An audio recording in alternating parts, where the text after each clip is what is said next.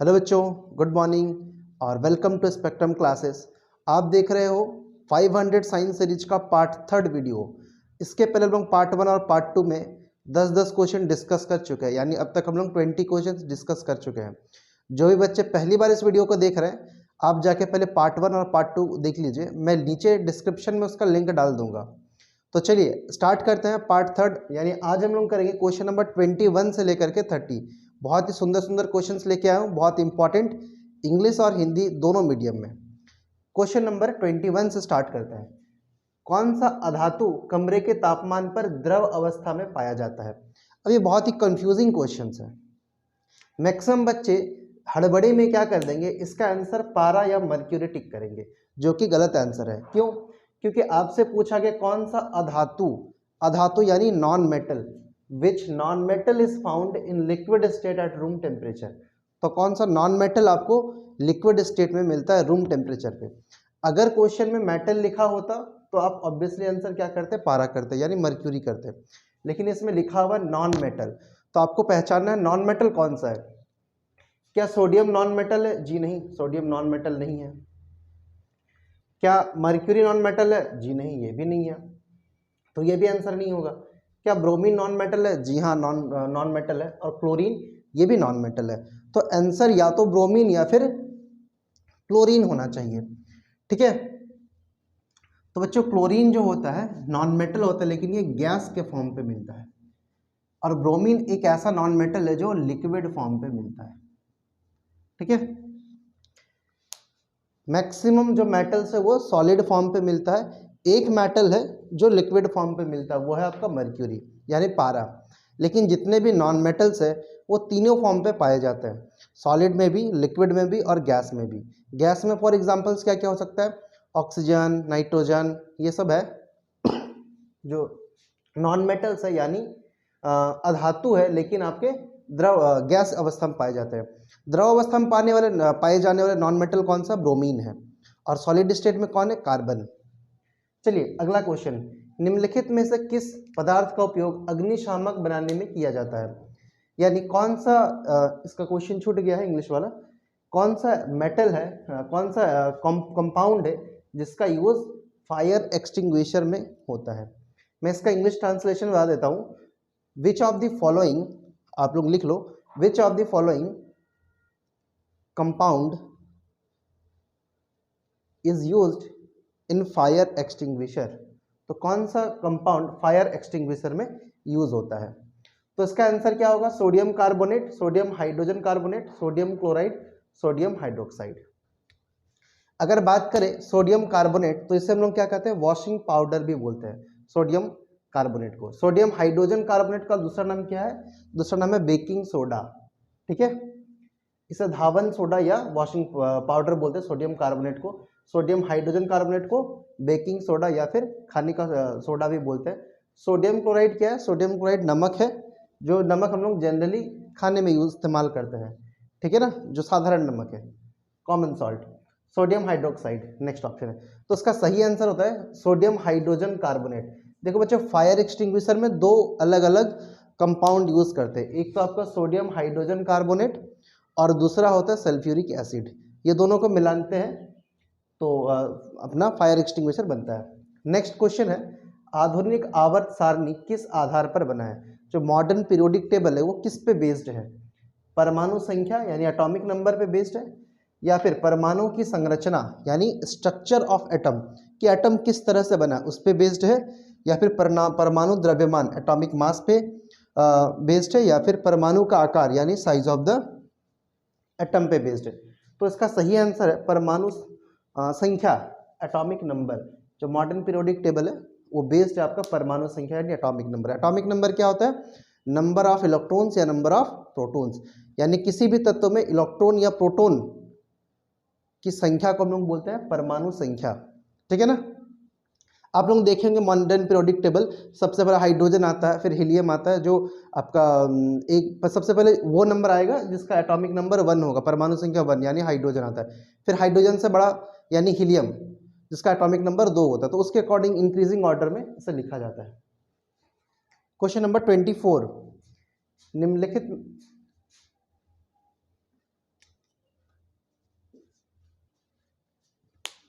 Question number 24, निम्नलिखित में से कौन सा धातु सबसे अधिक अभिक्रियाशील है, यानी विच of the following metal is the most reactive, सबसे ज़्यादा रिएक्टिव मेटल या सबसे ज़्यादा अभिक्रियाशील धातु कौन सा है। ऑप्शन है पोटेशियम, सोडियम, एल्यूमिनियम और कैल्शियम। तो बच्चों सबसे ज़्यादा रिएक्टिव मेटल होता है आपका पोटेशियम, यानी ऑप्शन नंबर ए। आप सारे एटम मेटल का मतलब मेन मेटल्स का रिएक्टिविटी सीरीज आप याद कर सकते हो। चलो एक फॉर्मूला हम लोग करते हैं, एक ट्रिक हम लोग लगाते हैं जिससे आप मेन जितना भी मेटल्स है उसका आप रिएक्टिविटी सीरीज याद कर सकते हो।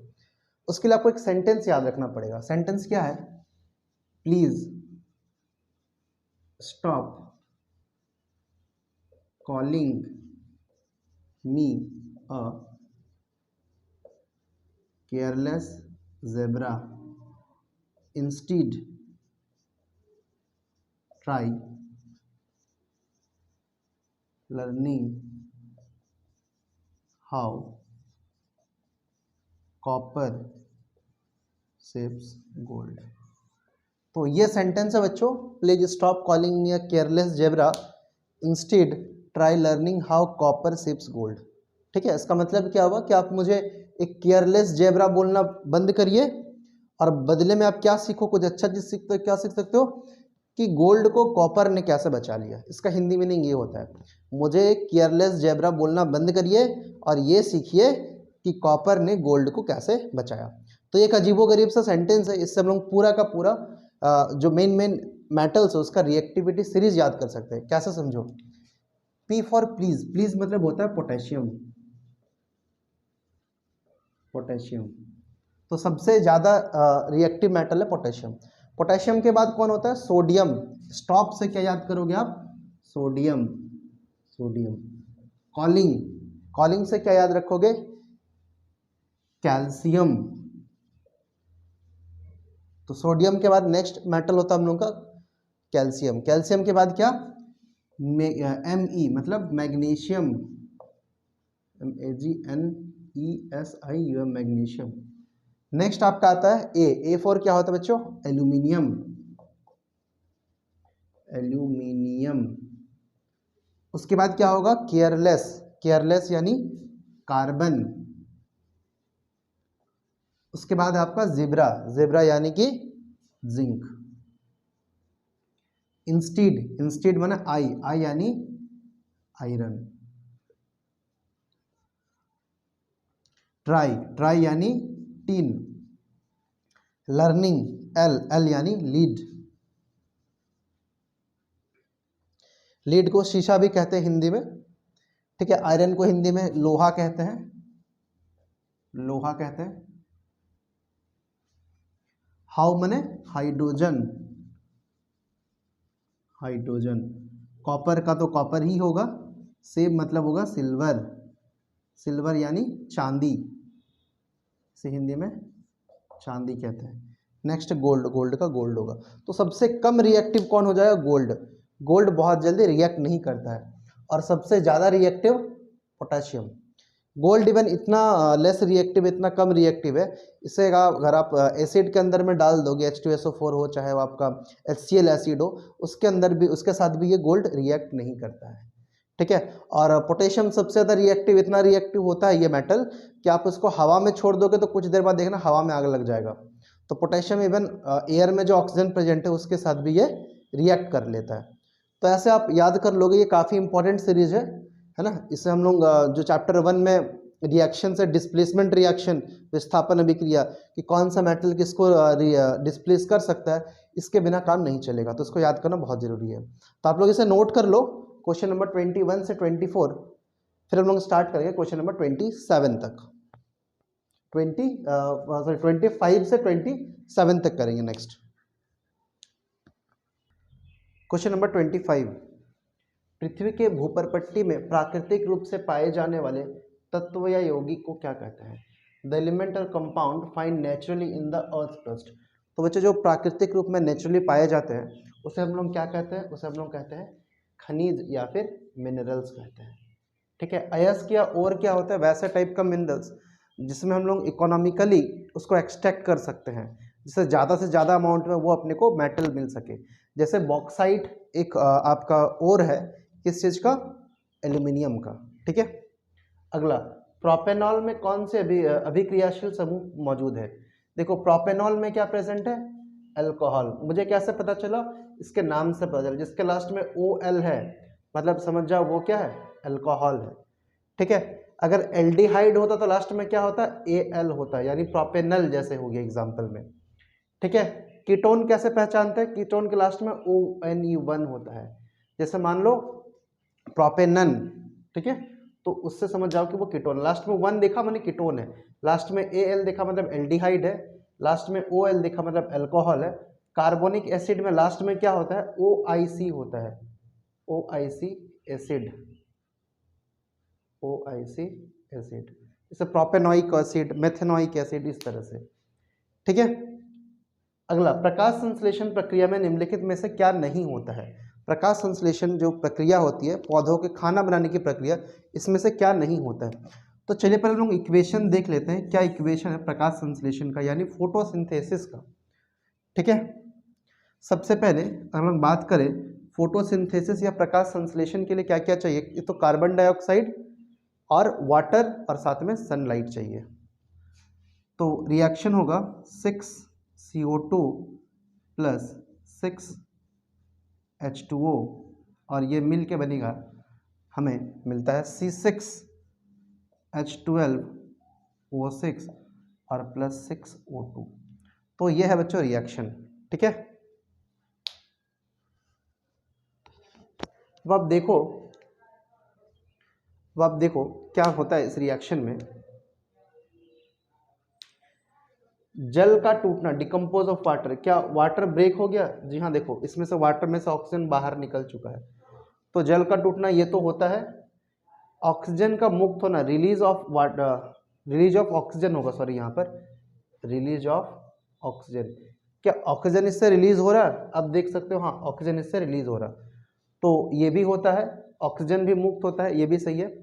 Option number C, carbon dioxide का मुक्त होना, क्या कार्बन डाइऑक्साइड यहाँ से रिलीज हो रहा है, नहीं कार्बन डाइऑक्साइड रिलीज नहीं हो रहा है,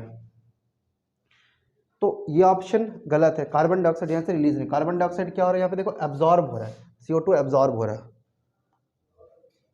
लास्ट में कार्बन डाइऑक्साइड का उपयोग होना, क्या कार्बन डाइऑक्साइड का यूज हो रहा है, जी हाँ बच्चों देखो यूज हो रहा है। देखो लेफ्ट साइड में जो भी लिखते हैं वो सब क्या है, रिएक्टेंट है, तो क्या क्या यूज हो रहा है, देखो CO2 और H2O यूज हो रहा है, यानी कार्बन डाइऑक्साइड यूज हो रहा है, तो ये ऑप्शन तो सही है कि कार्बन डाइऑक्साइड का उपयोग हो रहा है, बिल्कुल सही ऑप्शन है। ऑक्सीजन का मुक्त होना, ऑक्सीजन रिलीज हो रहा है, ये भी सही है। डिकम्पोज ऑफ वाटर, ये भी सही, ये भी होता है। तो कौन सा चीज़ है जो नहीं होता है, क्या नहीं होता, कार्बन डाइऑक्साइड का मुक्त होना, कार्बन डाइऑक्साइड रिलीज नहीं होता है, तो इस क्वेश्चन का राइट आंसर बनेगा ऑप्शन नंबर सी, ठीक है। अगला क्वेश्चन, फ्लोएम में से खाद्य पदार्थ का परिवहन पौधे के किस दिशा में होता है, direction of food via phloem, तो फ्लोएम से किस डायरेक्शन में फूड फ्लो होता है। पहला ऑप्शन है केवल ऊपर की ओर, only in the upward direction, next है केवल नीचे की ओर, only in the downward direction, next है ऊपर और नीचे दोनों की ओर, both upward and downward direction, and last इनमें से कोई नहीं।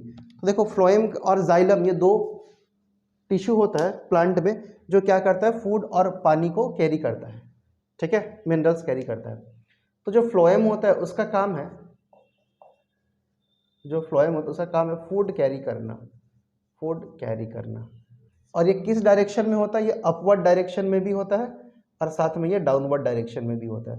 तो क्वेश्चन नंबर 28 का राइट आंसर होगा ऊपर एंड नीचे दोनों की ओर, अपवर्ड एंड डाउनवर्ड डायरेक्शन। आप लोग इस क्वेश्चन के आंसर को नोट करो, फिर हम लोग इसके बाद रिमेनिंग दो क्वेश्चंस करते हैं। तो बच्चों लास्ट के दो क्वेश्चंस, क्वेश्चन नंबर 29 और 30। क्वेश्चन नंबर 29 में पूछा गया, वृक्क की संरचनात्मक तथा क्रियात्मक इकाई को क्या कहते हैं, the structural and functional unit of kidney is called. तो किडनी का स्ट्रक्चरल और फंक्शनल यूनिट को हम लोग क्या कहते हैं, तो बच्चों हम लोग इसे क्या कहते हैं, नेफ्रॉन कहते हैं, है ना। किडनी एक बड़ा सा चीज़ है, किडनी एक बड़ा सा चीज़ है जो क्या काम करती है, यूरिन को यानी पेशाब को, मूत्र को फिल्टर करती है। बट इस किडनी के अंदर में छोटे छोटे बहुत सारे नेफ्रॉन्स होते हैं, जो सेम काम करते हैं। एक नेफ्रॉन काफ़ी छोटा होता है जो स्मॉल लेवल पे ये काम करता है। तो ये सारे नेफ्रॉन्स मिल करके किडनी में किडनी का फॉर्मेशन करते, किडनी को बनाते हैं। तो इसलिए इसका क्वेश्चन का आंसर क्या होगा, ऑप्शन नंबर सी, नेफ्रॉन। इसके अलावा अगर बात करें सेल, क्या आप लोग जानते हैं, कोशिका।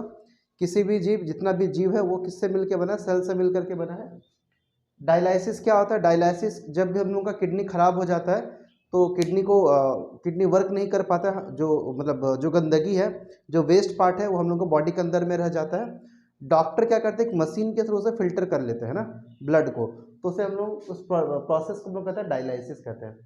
नेक्स्ट है यूरेटर। यूरेटर क्या कहते हैं, यूरेटर क्या आपका मूत्र वाहिनी कहते हैं। मतलब क्या है, जो किडनी से बाहर निकलने वाला जो पाइप है, जो रास्ता है, जो मतलब यूरिन को लेकर के आता है, पेशाब को लेकर के आता है, उस रास्ते को, उस पाइप को हम लोग क्या कहते हैं, उस मार्ग को हम लोग कहते हैं मूत्र वाहिनी या यूरेटर।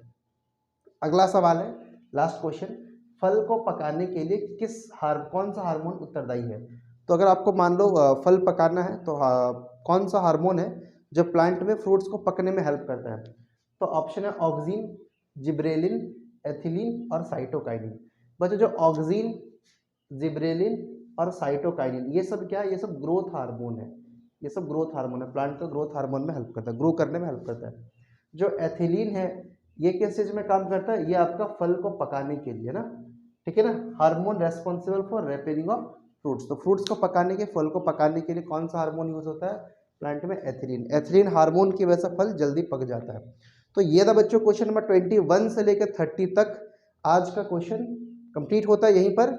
वीडियो में लास्ट तक बने रहने के लिए आपका बहुत बहुत धन्यवाद। अगर आप चैनल में नए हैं तो चैनल को सब्सक्राइब कीजिए, और अगर आपको वीडियो पसंद आए तो वीडियो को लाइक कीजिएगा। Thank you for watching the video.